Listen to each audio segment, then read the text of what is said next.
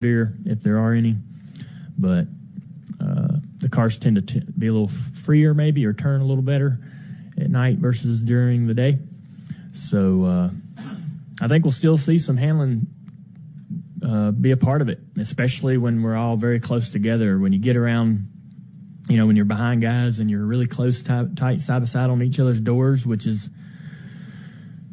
what we have to do with the package, because we're side drafting so much more today than we used to. When you're around there in those tight boxes with cars all around, the air on your car, the downforce on your car is so little that you can spin out or get tight very, very easily, and you have to be very careful. So that's becoming an issue, which is good. We loved when this place was slick and bumpy. I mean, the bumps were getting kind of severe in some spots, and the asphalt was coming up in some places. But that was a great challenge, and that gave the crews and the crew chiefs a challenge to get the cars to drive well and handle well. And everybody would haul butt for 5 laps, 10 laps, and then about lap 20, you'd start to see the cars that were handling move toward the front. And it was great. It was a lot of fun. So I'm excited that the track's sort of easing that way. Not as fast as we'd like, obviously, but the technology these days with the asphalt they put down is so much more impressive than what they had in the 90s and the 80s. So these tracks are certainly not aging as fast as they used to. I definitely come in here thinking this is a great opportunity to win a race. I've won 17 plate races in my career, I think, something like that. Maybe it's 10, 6 at Dega and 4 here. So I won 17 races here, counting 125s and Xfinity races and all that. But so this is a great place for me to get a win. So I got to come in there with that kind of confidence. But I know there's races where I've gotten out and just don't understand why we have this kind of racing. Why is the package like this? Does it have to be this way? Do we got to run 3 wide and crash on the last lap? It seemed like, when we had the car tomorrow, we wrecked on the last lap of the Talladega races every damn time we went there. And it gets so frustrating because if you weren't first or third or fifth, you were wrecking. You were going to wreck. And for the longest time, it was hard to understand that we're going to go to the racetrack and odds are we're going to crash. I'm going to work all weekend, bust my ass all day long, lap after lap after lap in the race, and I'm probably going to wreck.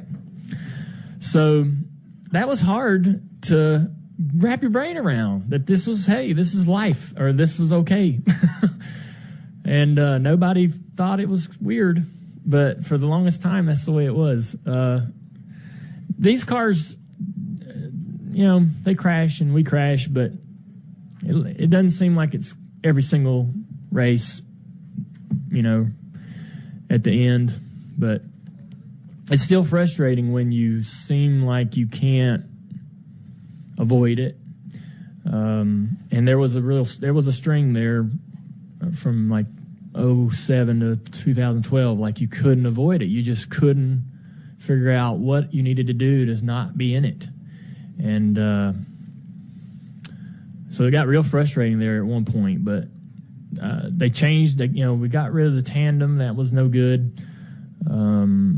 And the racing, to me, has steered in a little better direction, something similar to what we had around 2001. And we still crash. We don't want to flip, but it's not as frustrating as it used to be. And I do enjoy when you get out there and you're doing everything right and everything seems to be like you're in a zone. That's a fun time, and that's a good time. When your guys, when you go out there and you run and you come back in and your guys go, man, I can't believe you made that move. It's fun to go out there and do stuff. But it was rough there for a while, but it's definitely, I think this car and the changes we've made to get away from some of the things that we didn't like about plate racing there for a while have improved. My Nerd World. Again, that was Dale Earnhardt Jr. earlier this week during the media press conference at Daytona. I have some really good news to share with you in just a moment about Dale Jr.'s chances, and this is exactly what I wanted to hear. So let's talk about Amelia. Let's talk about practice. Practice was rained out, and earlier they only got I think they got a lap in. So the practice was moved until first thing this morning. I did watch all of practice. Dale Jr.'s car looked like it could make some moves on the track. He was complaining a bit early on about the fact that the front of the car wasn't sticking. He said that the front of the car felt like he was driving on two pizza slicers, which I thought was rather interesting. I think, just there wasn't a lot of front grip. So they really, really tweaked on it. This is not Amelia. And as I mentioned earlier, Dale Jr. has, in several interviews, said that, look, they decided to move away from that car. It bit him in the butt in both Daytona earlier in the year, Talladega earlier in the year, and it was time to bring out another car. The car that they're running this weekend is actually their shootout car, which might... No, just the shootout car. I was going to say it was the one they ran the duels in, but that was the Daytona 500 car. The car that they're running tonight is the shootout car, or on Saturday night is the shootout car. And as Dale Jr. said, he said there are new things that they've done to the cars that they've built since Amelia that Amelia didn't have. And they've decided to go back to the setup they had last year. They were attempting to get even more speed out of the car and trying some new things at Daytona and Talladega. We both know how that turned out. It was disastrous. Spinning out essentially by himself in Daytona and then almost by himself. It was just they showed a replay during practice of what happened at Talladega earlier this year. And again, the front splitter was dragging the front of the car coming off the corner. He didn't have any grip, and he lost control when the cars around him sucked the air off the car and spun the car around. So they decided, look, they're going to go back to the setup they had last year that they were so successful with. I've watched, obviously, Dale Jr. in all these races, but paid close attention to Dale Jr. in these restrictor plate races, as probably you have too. And Dale Jr. goes through cycles with restrictor plate races where he has runs like he had over the course of the past couple of years, with the 2014 Daytona win and then all the great finishes last year. And then he ends up hitting this slump. And it's almost like they try to get more out of it. Like they're fast enough, but then they end up trying to pull more from the car, and they end up taking it too far. So here's the first part. Here's my concern. My concern is that we're in the middle of that slump.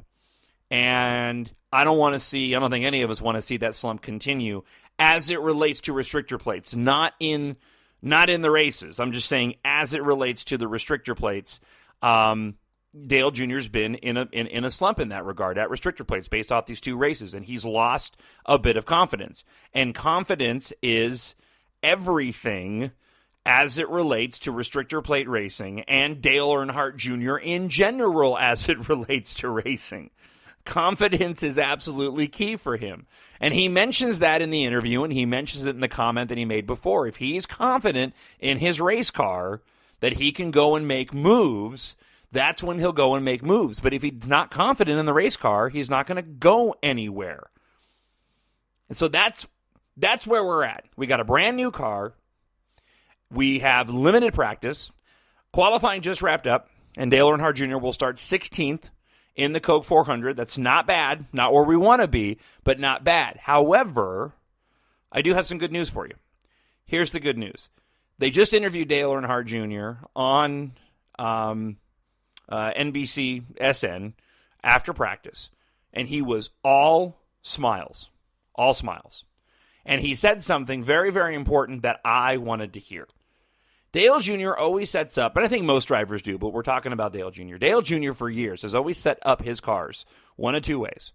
Either they've tried to make them wicked fast.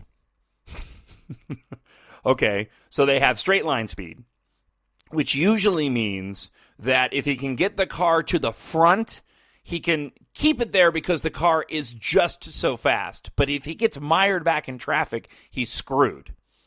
And I've seen this, and I've seen them talk about it. I mean, it's like it's almost funny. And I wish that I had the ability to go back to previous interviews, even going back to the DEI days, to talk about the times when they've gone back and forth on, are they building a fast car or are they building a car that can maneuver? Daytona is starting to wear out, and you heard Dale Jr. in that audio talk about how the track was starting to wear out, and then handling was coming back in it. For those that can remember going back to the 2004 Daytona 500 that he won, do you guys remember how that ended up and how spread out those cars were at the end? I mean, there wasn't a lot of pack driving going on. It took handling, and the handling is having to come back to this track. Dale Earnhardt Jr. said in the interview that the car doesn't have a lot of straight line speed. He says, but I believe it's going to handle really, really well in traffic. And being able to handle really well in traffic, he even said, and I'll be able to make moves to get it up to the front and keep it up at the front. That's what I personally, as a fan, wanted to hear. I'd rather have him have a slower car and be able to use his expertise as the best plate racer out there than to have a fast car and have to risk him getting mired back in the pack and not being able to get back up there again or getting caught in somebody else's mess. We don't need that. And he said that. He does not want to give up points at this race. Now, it's probably going to mean when Dale Jr. gets to the front of the pack, it's going to be a heck of a lot harder for him to keep that lead. But we're talking about the best restrictor plate race car driver out there. We're also talking about a situation where a lot of really good drivers that compete with him have already won races.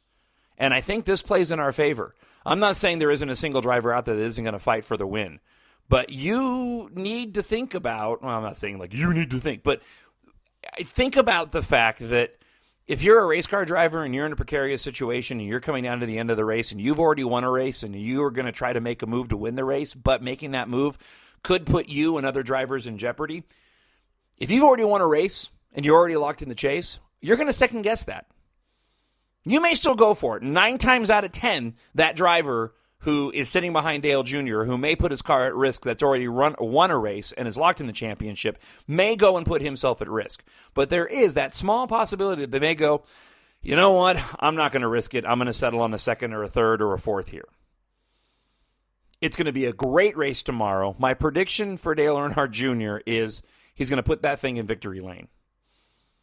I'm excited for it. He wants to win it. We are 10 races down with 5 spots left in the chase. And Dale Earnhardt Jr. has been saying in multiple interviews and including in the Dirty Mo Radio Dale Jr. download, which if you haven't listened to it this week, he spends the whole first part of it not just talking about Sonoma, but Daytona as well. And he alludes to this. He knows he needs to win. And he wants to win. And this is going to be his best opportunity heading in before Richmond to grab that win. And I think that they've gone conservative on the speed and focused specifically on the handling of this car, and that's what I like to hear because nobody handles these race cars better than Dale Earnhardt Jr. It may be tougher for him to keep the lead, but that's why he has TJ Majors, and hat tip to that guy, to TJ Majors and the work that he does for Dale Jr. It's going to be a great race tomorrow night. It's going to be a long night. Let's pray that we don't end up having any rain delays.